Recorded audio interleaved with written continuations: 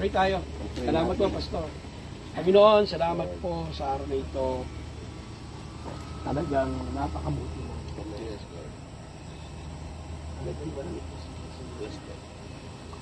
salamat sa pagkapada sa mga evangelyo.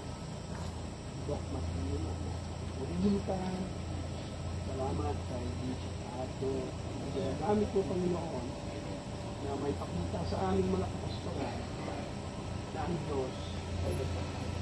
Amen. Salamat din po kay Ma'am Martin, kay Ma'am Marilyn sa kanyang buhay na naging kaagapay ni Bishop Pahardo. Na ang mga gawain nito ay magkaroon ng katuparan dahil sa iyong kabutihan. Salamat po ang simbahan ito, building na ito na nasa aming harapan. Ngayon ay isang drawing, subalit sa darating na panahon ay magiging totoo.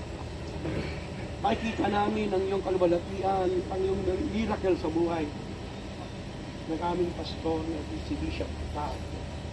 Salamat po. Salamat po, Panginoon. Wala kaming masabi kundi salamat. Kahit na sino pala, kahit na kami mga aba, ay gagamitin mo kami sa isang dakilang layunin, Panginoon. And so much blessing, so much things to do ang pinagkaloob mo sa buhay ni Bishop Pahardo. Salamat po sa mga kapulisan, palain mo sila.